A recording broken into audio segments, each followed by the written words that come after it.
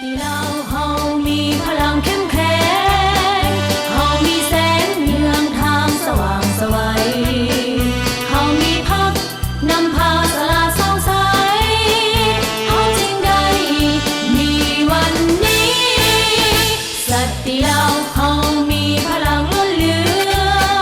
เฮาอยู่เหนือความล้าหลังทางปัญญาเฮาเรียนรู้สู่เอาทุกวิชาพัฒนาความเสมอภาคหญิงชายติดพันกับการพัฒนาประเทศชาติสบายดีท่านผู้ชมที่เคารพและรักแพงทุกท่านขอต้อนรับบรรดาท่านเข้าสู่รายการแม่หญิงลาวท่านผู้ชมมาพบกันในวันนี้พวกเราก็อยู่ในท่ามกลางบรรยากาศที่ทั่วภาคทั่วรัฐทั่วกำลังประกอบอาวุธและทั่วปวงชนลาวทั้งชาติพร้อมชมเชยผลสำเร็จของประชุมใหญ่ผู้แทนทั่วประเทศครั้งที่12ของพรรคประชาชนปฏิวัติลาวอย่างมีเนื้อในความหมายและเป็นกระบวนการกว้างขวางพร้อมเดียวกันนี้สหพันธ์แม่หญิงลาวแต่ละคันก็พร้อมจะตั้งผันขยายมติกองประชุมใหญ่ผู้แทนแม่หญิงลาวทั่วประเทศครั้งที่9ด้วยการหั่นเป็นแผนงานโครงการละเอียดเพื่อให้แทดเหมาะกับของเขตตนไปพร้อมกับการจัดตั้งปฏิบัติวาระแห่งชาติที่อยู่ในของเขตความรับผิดชอบของสหพันธ์แม่หญิงลาวให้สำเร็จผลตามคาดหมายที่วางไว้ท่านผู้ชมการเลือกตั้งสมาชิกสภาแห่งชาติสุดที่10และสภาประชาชนขั้นแขวงสุดที่5ครั้งนี้ได้วางคาดหมายให้มีเพศหญิงออกสมัครรับเลือกตั้งเป็นสมาชิกสภาแห่งชาติและสภาประชาชนขั้นแขวงอย่างน้อย35ส่วนห้อยของผู้รับสมัครเลือกตั้งทั้งหมดและรับประกันให้เลือกตั้งได้เพศหญิงเป็นสมาชิกสภาแห่งชาติและสภาประชาชนขั้นแขวงบ่ให้หลุด30ส่วนห้อยของจำนวนสมาชิกสภาแห่งชาติและสภาประชาชนขั้นแขวงที่ได้รับการเลือกตั้งในการเลือกตั้งครั้งนี้มีจำนวนเพศหญิงที่ลงสมัครรับเลือกตั้งเป็นสมาชิกสภาแห่งชาติสุดที่10จำนวน66ท่านใน18เขตเลือกตั้งคือเขตที่1นครหลวงเวียงจันทน์จำนวน7ท่านเขตที่2แขวงพงศลี2ท่านเขตที่3แขวงหลวงน้ำท้า3ท่านเขตที่4แขวงอุดมไซ4ท่านเขตที่5แขวงบ่อแก้ว3ท่านเขตที่6แขวงหลวงพระบาง5ท่านเขตที่7แขวงสัญบุรี4ท่านเขตที่8แขวงหัวพัน4ท่านเขตที่9แขวงเสียงขวาง3ท่านเขตที่10แขวงเวียงจันทน์5ท่านเขตที่11แขวงบุรีคำไซ2ท่านเขตที่12แขวงขมวน3ท่านเขตที่13แขวงสวรรณเขต7ท่านเขตที่14แขวงสารวัน3ท่านเขตที่15แขวงจำปาสัก5ท่านเขตที่16แขวงเสกอง2ท่านเขตที่17แขวงอัตตปือ2ท่านและเขตที่18แขวงไชยสมบูรณ์2ท่านดังนั้นพวกเราจงพร้อมกันใช้สิทธิ์ของตนในการเลือกตั้งสมาชิกสภาแห่งชาติสุดที่10และสมาชิกสภาประชาชนขั้นแขวงสุดที่5ในวันที่22กุมภาพันธ์2026เพื่อส่งเสริมและสร้างโอกาสให้แม่หญิงได้รับการพัฒนาเท่าเทียมกับเพศชายท่านผู้ชมลำดับต่อไปจะนำเสนอให้ท่านได้รับชมข่าวการเคลื่อนไหวที่พ้นเด่นของสหพันธ์แม่หญิงลาวเป็นต้นพิธีโฮมชุมนุมใหญ่เฉลิมฉลองวันสร้างตั้งสหพันธ์กรรมบาลลาวครบรอบ70ปีและกองประชุมสรุปการจัดตั้งปฏิบัติเวียกงานของสถาบันการเงินจุลภาคที่รับเงินฝากเพื่อพัฒนาแม่หญิงและครอบครัวประจำปี2025และทิศทางแผนการประจำปี2026เชิญท่านรับชมได้พิธีโฮมชุมนุมใหญ่เฉลิมฉลองวันสร้างตั้งสหพันธ์กรรมบาลลาวครบรอบ70ปีวันที่1กุมภาพันธ์1956 1กุมภาพันธ์2026จัดขึ้นในวันที่2กุมภาพันธ์2026ที่นครหลวงเวียงจันทน์โดยการให้เกียรติเข้าร่วมของสหกิจแก้วไขคำพิทูลกรรมการกรมการเมืองศูนย์กลางพรรคประธานศูนย์กลางแนวลาวสร้างชาติมีสหายเลศสัญญพรประธานคณะบริหารงานศูนย์กลางสหพันธ์กรรมบาลลาวมีรองประธานสหพันธ์กรรมบาลกระทรวงองค์การนครหลวงแขวงสมาชิกกรรมบาลในขอบเขตทั่วประเทศเข้าร่วมศูนย์กลางสหพันธ์แม่หญิงลาวนำโดยสหายนางธรรมาเพชรวิสัยรองประธานคณะบริหารงานศูนย์กลางสหพันธ์แม่หญิงลาวพร้อมด้วยคณะก็ได้เข้าร่วมในพิธีในครั้งนี้โอกาสนี้สหายเลศสัญญพรได้รายงานต่อพิธีโฮมชุมนุมครั้งนี้ซึ่งตลอดระยะ70ปีผ่านมาสหพันธ์กรรมบาลลาวได้เอาใจใส่ในการเคลื่อนไหวตามพระราชบทบาทสิทธิและหน้าที่ของตนได้พันขยายมติกองประชุมใหญ่ของพรรคแผนพัฒนาเศรษฐกิจสังคมแห่งชาติติดพันกับเวียกงานวิชาเฉพาะเฮ็ดให้สหพันธ์กรรมบาลลาวเติบใหญ่ขยายตัวทางด้านปริมาณและคุณภาพแสดงออกในการสำเร็จกองประชุมใหญ่ผู้แทนกรรมบาลลาวทั่วประเทศมาแล้ว9ครั้งสามารถญาได้ผลสำเร็จหลายด้านเป็นต้นสถาบันกรรมบาลแต่ละขั้น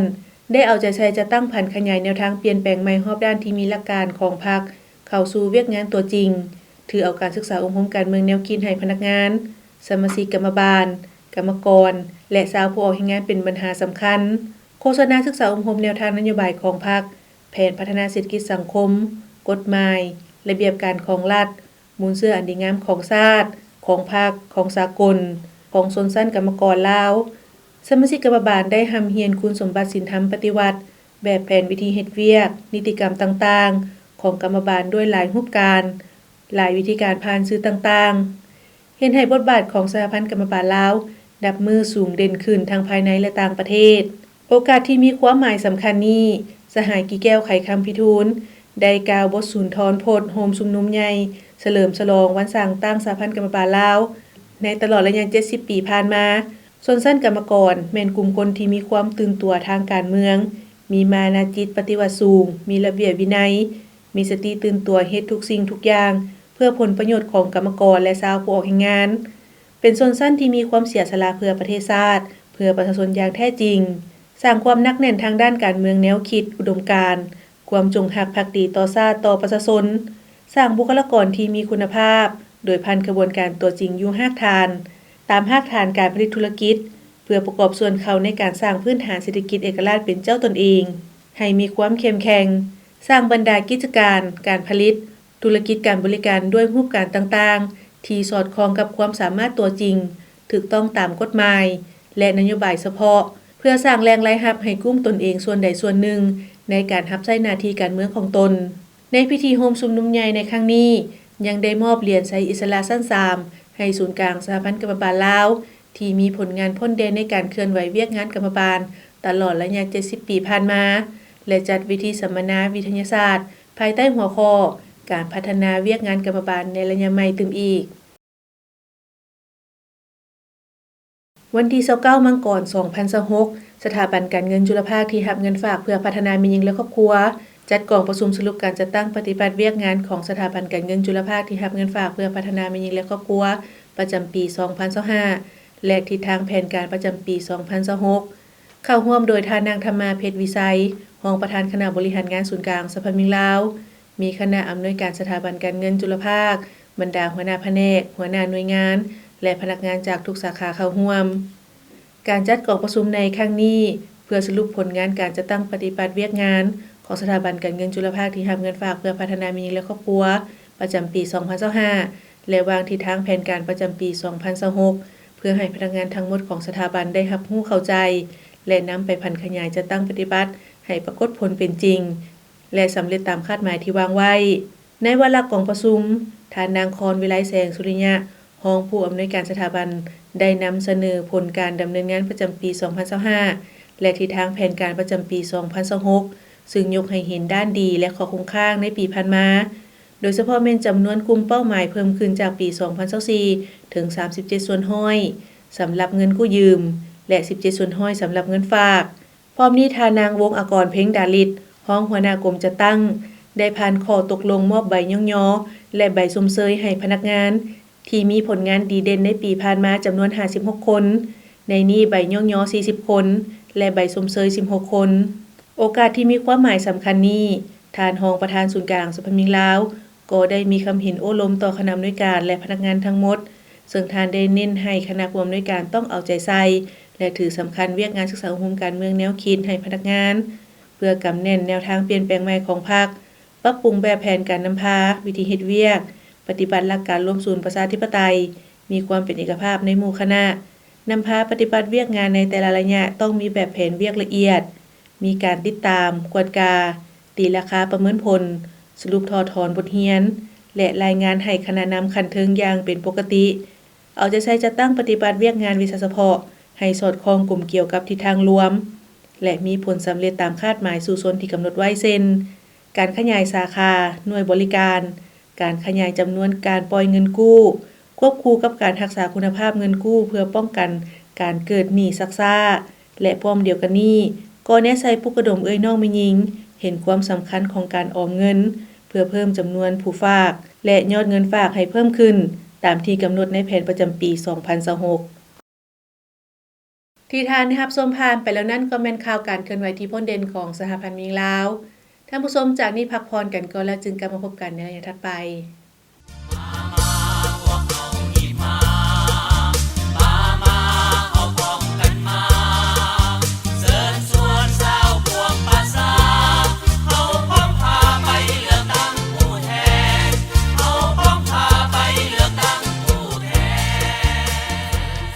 การป้อนบัตรเลือกตั้งเอาผู้ที่มีมาตรฐานเงื่อนไขกว่าหมู่เป็นตัวแทนของตนแม่นการริดรอนหน้าที่อันมีเกียรติของพลเมืองลาวอย่าลืมวันอาทิตย์ที่22กุมภาพันธ์2026เชิญชวนพลเมืองลาวที่มีอายุ18ปีขึ้นไปบ่เป็นบ้าเสียชีวิตและบ่ถูกศาลตัดสินลงโทษตัดอิสรภาพไปใช้สิทธิ์เลือกตั้งเอาตัวแทนของตนเข้าไปปฏิบัติหน้าที่ในสภา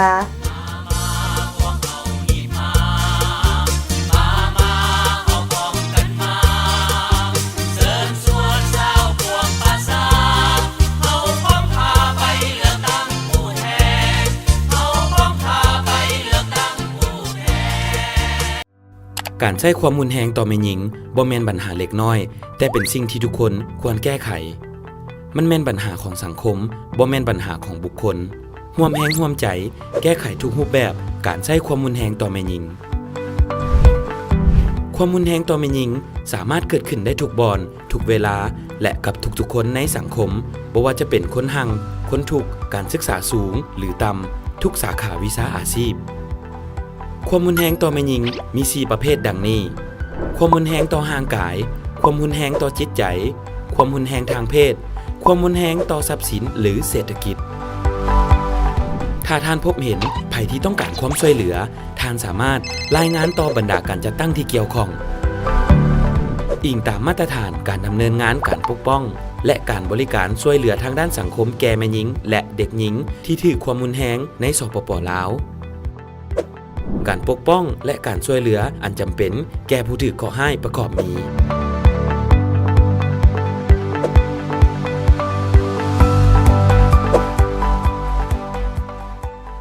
ท่านสามารถโทรหาเบอร์โทรให้คำปรึกษาของสหพันธ์แม่หญิงลาว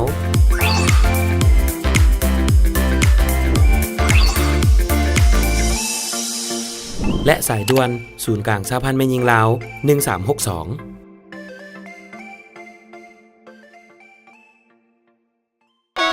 นับแต่ปี 2003 เป็นต้นมากองทุนลดพรความทุกข์ยากได้เฮ็ดหน้าที่ในการแก้ไขความทุกข์ยากอยู่เขตชนบทห่างไกลซอกลีกโดยเฉพาะแม่นเอาใจใส่ส่งเสริมสิเสมอภาพระหว่างหญิงชายและการมีส่วนร่วมของกลุ่มผู้ด้อยโอกาสในเวียกงานพัฒนาและแก้ไขความทุกข์ยากในชุมชนของเขาเจ้าเองเนื่องจากว่าแม่หญิงแม่นผู้ที่มีความเข้าใจสภาพชีวิตการเป็นอยู่ในครอบครัวก็คือชุมชนหลายกว่าผู้ชายเพราะว่าแม่หญิงเป็นผู้แบกหาบภาระครอบครัวในแต่ละวัน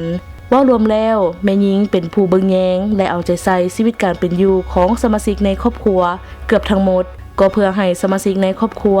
กินอิ่มนุ่งอุ่นและมีความสุขย้อนแนวนี้ทรยจึงสุขยู่และสร้างโอกาสให้แม่หญิงได้เข้าร่วมในทุกกระบวนการของเวียกงานพัฒนาชุมชนและแก้ไขความทุกข์ยากภายในบ้านของเขาเจ้าให้หลายกว่าเมื่อก่อนโดยเริ่มจากการวางแผน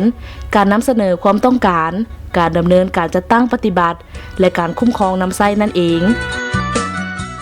สนับสนุนโดยกองทุนลดพรความทุกข์ยากกลับเข้าสู่รายการแม่หญิงลาวท่านผู้ชมสำหรับระยะนี้ทางรายการจะพาทานไปรับชมการผลิตเป็นสินค้าแต่ว่าจะเป็นการผลิตหยังได้อยู่ไสนั้นเชิญท่านรับชมได้จากทางทีมงาน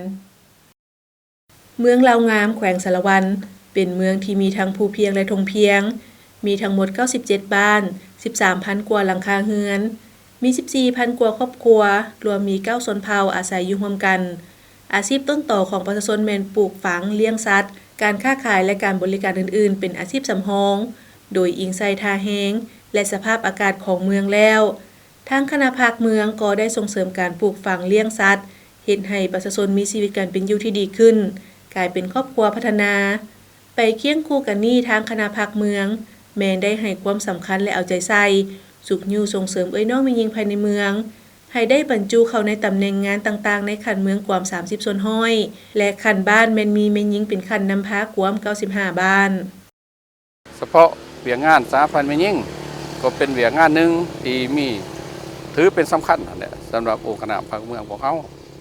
ฉะนั้นอยู่ในโครงประกอบของคณะภาคของเขานี่ถือว่ากว่า 30% ที่มีแม่หญิงในหันบ้านของเขานี่97บ้านแต่มีแม่หญิงที่เขารวมอยู่ในขันบ้านนี่เป็นคณะบ้านเป็นห้องเลขานี่กว่า95บ้านพิเศษก็ยังมีแม่หญิงเป็นเลขาอีก2บ้านเนาะที่พวกเราได้เอาใจใส่ในการ ก่อสร้างและบุคลากรเพศหญิงของพวกเฮาปฏิบัติตามเสมอภาพหญิงชายเด็กกับเมืองของพวกเฮาได้ประกาศเป็นเมืองเสมอภาพหญิงชายนี่สำเร็จเนาะ 100% อยู่ในกระบวนการดังกล่าวนี้สหพันธ์แม่หญิงเพิ่นก็ได้เคลื่อนไหวตามทิศสีน้ำโดยเฉพาะก็แม่นคณะพรรคที่นอนในสหพันธ์แม่หญิงได้แบ่งพวกที่สอบให้แต่ละเขตเพื่อลงสีน้ำปลุกระดมเพื่อทำการผลิตให้กลุ่มอยู่กลุ่มกินส่งขายเป็นสินค้าสร้างความหังมีอยู่ดีกินดีนับมือนับเพิ่มขึ้นเนาะแต่คือดังที่พวกเฮาไปเห็นหั่นแหละมีตัวแบบกาแฟค่ำของเฮาเนี่ยเป็นกาแฟแกนมณีสดในหันก็เป็นห้องในบ้านเดี๋ยวก็เป็นตัวแบบในการผลิตส่วนการปลูกฟังก็ถือว่าแม่หญิงเนาะก็อยู่ในระดับแล้วหนาอันนั้นเป็นการปลูกสำหรับการบริการแม่หญิงเฮาก็สามารถเฮ็ดสำเร็จเป็นประธานบริษัทเป็นทำธุรกิจเนาะสามารถเป็นอยู่ในแถวหนาของเมืองแต่มีความยืนยงเส้นเก็บสื่อกาแฟส่งออกภายในและต่างประเทศมีไทยเวียดจีนก็เป็นประธานสหพันธ์แม่หญิงบ้านเนาะอยู่ในเขตเทศบาลของเฮาอันนี้เป็นตัวจริงอันสองมาเป็นผลิตสินค้าโอรสคือหวยหุ้นไต่เป็นสามารถผลิตสินเผากระโดเนาะที่ส่งขายภายในแต่ต่างประเทศเขตภายในเฮานี่ก็สินับแต่หลวงพระบางไอเต็กเวียงจันทร์ภายนอกก็สิมีเวียดนามแล้วก็สิมีไทยและญี่ปุ่นเนาะที่เพิ่นส่งออกอันนี้ก็เป็นผลิตภัณฑ์ของน้องแม่หญิงของพวกเราจากนั้นก็ยังมีหลายอย่างที่แม่หญิงได้ประกอบส่วนในการพัฒนาในการปกป้องรักษาประเทศชาติเนาะนับก้าวขึ้นบ้านห้วยแสงเมืองลาวงามเป็นบ้านหนึ่งที่ประชาชนส่วนหลายแม่นมีอาชีพการปลูกฝังเลี้ยงสัตว์เป็นแหล่งรายรับสำคัญของครอบครัวโดยอิงใส่ท่าแห้งที่เหมาะสมของแต่ละครอบครัวแนใส่สร้างรายรับเฮ็ดให้ชีวิตการเป็นอยู่ของประชาชนดีขึ้นก้าวไปสู่ลึบล้างความทุกข์ยากนางสุวรรณีดวงดาราอายุ45ปีประชาชนบ้านห้วยแสงเมืองลาวงามแม่นครอบครัวหนึ่งที่ยึดถืออาชีพปลูกผักเป็นแหล่งรายรับต้นตอของครอบครัวโดยเฉพาะแม่นปลูกผักบัวผักกะหล่ำปีและผักสลัดขายแต่ก่อนแม่นเฮ็ดนาและปลูกผักแต่บ่ได้ขายมีแต่ปลูกกินในครอบครัวและแจกจ่ายพี่น้องเท่านั้นจึงเฮ็ดให้บ่มีรายรับเข้าสู่ครอบครัวดังนั้นจึงได้หันมาปลูกผักขายซึ่งใช้เงินลงทุนทำอิฐแม่น20ล้านกว่ากีบโดยใช้ทุนของตนเอง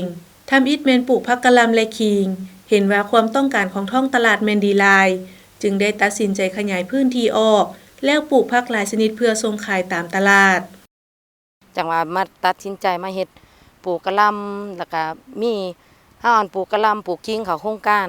แล้วก็มีผักบัวมีสลัดแบบเม็ดกระดอกอีหยังนะทุกอย่างผักทุกชนิดว่าซั่นซะทึ่นก็นอกจากได้มาก็มีแต่ว่าสวนกาแฟหั่นแหละมาแล้วก็มาเฮ็ดมาบุกเบิกแบบว่าได้มาก็นำสวนกาแฟแล้วของเป็นปีเด้เงินกาแฟเฮาหั่นนะเบื้องต้นคันว่าหัวปีแบบว่าเฮาเฮ็ดก็บ่หลายปานใดประมาณก็คันว่าเฮาลงบ่หลายก็ประมาณ20ปลายล้าน30ล้านไปจังซั่นนะ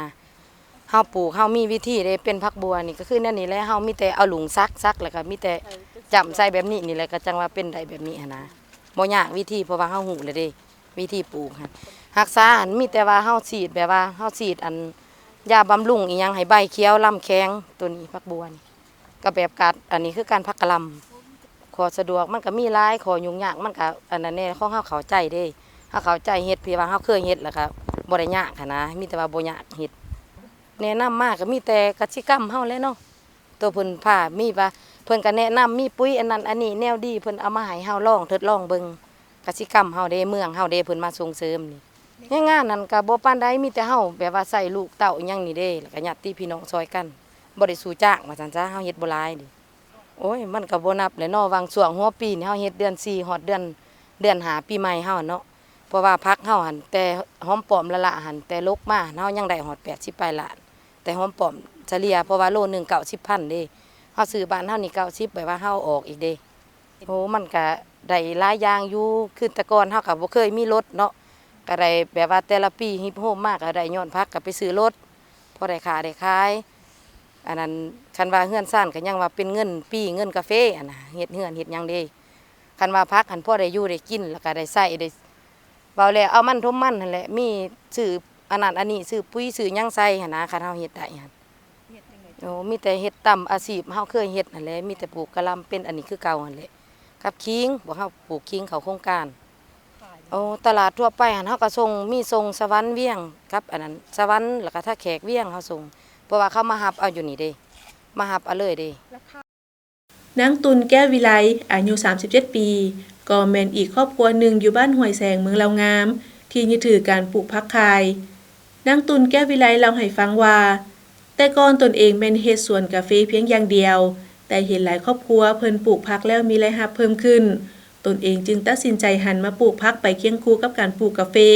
โดยแบ่งดินจากการปลูกกาแฟมาปลูกผักจำนวนหนึ่ง เห็นว่ามีรายรับดีสมควร ส่วนการจำหน่ายทำอิฐแมนไปขายอยู่ตลาดปากเซ แต่ปัจจุบันแมนลูกค้ามาซื้อเอาอยู่สวนเลย หลังจากหักค่าใช้จ่ายออกหมดแล้ว ถือว่าเป็นรายรับที่ดีสมควรเฮ็ดให้ครอบครัวของตนเองกุ้มอยู่กุ้มกิน มีเงินส่งลูกเรียน และมีทุนหมุนเวียนในการเฮ็ดธุรกิจตื่มอีก แต่ก่อนนะก็มีแต่เฮ็ดแต่สวนกระผมกาแฟบัดนี้เฮาไปบ้านอื่นเฮาไปเห็นบ้านอื่นเขาเฮ็ดเฮาก็จังมาพัฒนาว่าบัดมาเฮ็ดมันก็ได้ก็จังว่าพากันสวนกาแฟกลางนี่เฮาก็มาตัดตอนเฮ็ดเป็นสวนกาแฟน้อยมาปลูกผักมาเฮ็ดผัก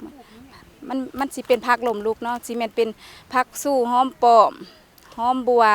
สลัดทุกประเภทว่าซั่นซะเอาอย่างนี้ออกแล้วก็แม่นเอาอย่างอื่นเข้าว่าซั่นซะเฮาบ่ได้แบบว่าบ่ได้ซ้ำผักเก่า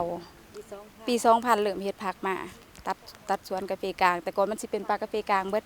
แต่ว่าเฮาก็เลยมาเฮ็ดเป็นสวนผักเป็นผักลมลุกแต่ว่ากาแฟเฮาก็ต้องได้ปลูกใส่คือกันเฮาสิเฮ็ดได้อยู่2ปี3ปีแล้วเฮาก็หมุนไปเฮ็ดหม่องใหม่ว่าซั่นซะประมาณเฮาเฮ็ดลงทุนคันเฮาลงทุนประมาณแต่ก่อนหั่นเนาะ20-30 ล้านเฮาก็ว่านักแล้วแต่ก่อนน่ะนะปัจจุบันนี้ก็มีแม่ค้ารับซื้ออยู่บ้านนี่แหละก็มีผลดีหลายที่ว่าเฮามาเฮ็ดผักนี่นะเฮามาเฮ็ดผักนี่ก็มีผลดีหลายอยู่แต่ก่อนเนาะ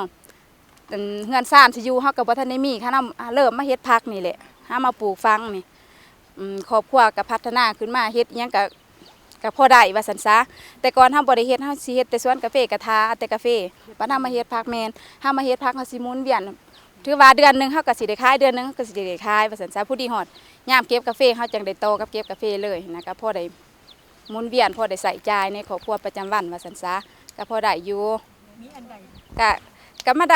ด้แบบคือเฮาได้เฮาก็มาซื้อดินซื้อดอนซื้อหัวซื้อสวนอีกแต่ก่อนเฮาบ่เคยมีเห็นบ่เฮามีดินตอนนึงบัดนี้เฮามาเฮ็ดหัวเฮ็ดสวนเฮามาเฮ็ดผักเฮาก็มาได้มาขยายออกก็มีบ่อนได้เพิ่นขายเฮาก็ก็เฮาก็มาได้รถได้เฮือนได้ดินได้ดอนได้หัวได้สวนก็มาพัฒนาโดยที่ทานนะครับส้มพานไปแล้วนั่นก็แม่นบางบทเรียนในการสร้างเศรษฐกิจครอบครัวด้วยการผลิตเป็นสินค้าซึ่งเห็นให้ครอบครัวนั้นมีอยู่มีกินหลุดพ้นออกจากความทุกข์ยากได้เทื่อละก้าวท่านผู้ชมจากนี้พักผ่อนกันอีกครั้งหนึ่งและจึงกลับมาพบกันในเรื่องถัดไปของทางรายการ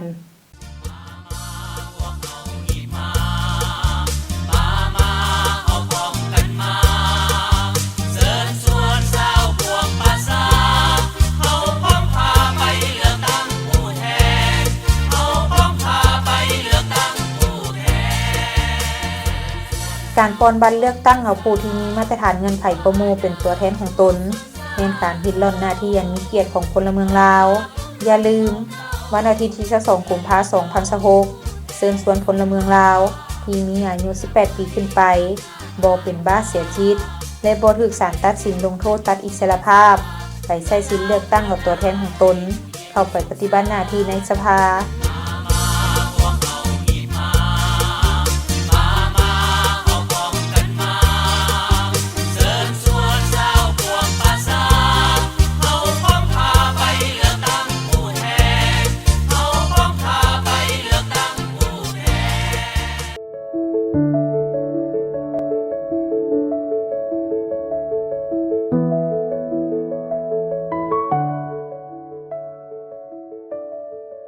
โอ้ยเลิกเวลาไอ้น้อยไปดื่มต่อบ่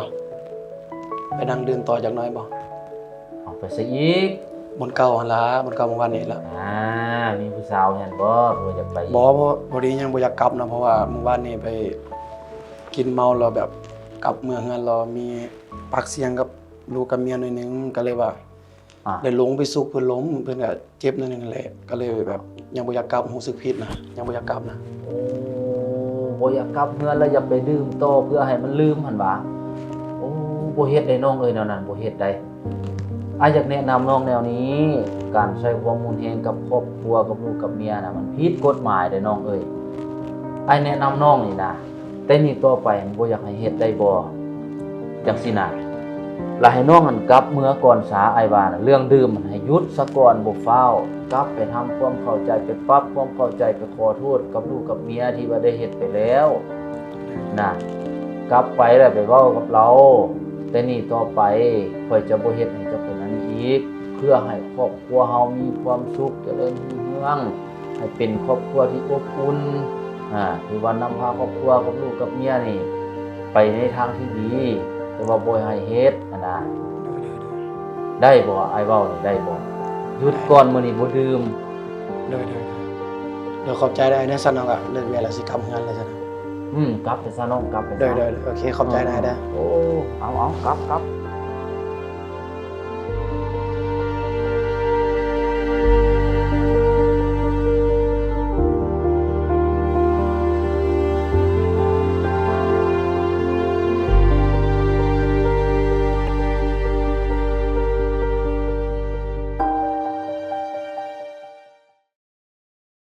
บเข้าสู่ระยะสุดท้ายของทางรายการท่านผู้ชมสำหรับระยะสุดท้ายนี้ก็เป็นประจำเช่นเคยถ้าท่านผู้ชมท่านใดต้องการอยากมีคำคิดคำเห็นหรือว่าข้อตำหนิที่ชมมาได้ท่านก็โทรศัพท์เข้ามาได้ตามเบอร์ที่ขึ้นอยู่ในหน้าจอขณะนี้และพร้อมเดียวกันที่ท่านยังสามารถรับชมรายการนี้แล้วขึ้นหลังได้ทาง YouTube หรือว่าจะเข้าไปที่เว็บไซต์ของพวกเราที่ www.lawwomenunion.org.la ท่านผู้ชมยาเสพติดเป็นอันตรายต่อสุขภาพและอนาคตของคนหุ่นหนุ่มที่เป็นหุ่นสืบทอดในการปกปักรักษาและสร้างสรรค์พัฒนาประเทศชาติดังนั้นพวกเราทุกคนจงร่วมแรงร่วมใจกันต้านและสกัดกั้นปัญหายาเสพติดให้หมดไปจากสังคมลาวท่านผู้ชมมาฮอดนี้เวลาหน้าที่ของทางรายการก็หมดลงเพียงเท่านี้ผู้ดำเนินรายการพร้อมด้วยทีมงานรายการมีหญิงลาวและท่านผู้ชมไปก่อนพบกันใหม่ในมื้อหน้าสำหรับวันนี้ขอขอบใจสบายดี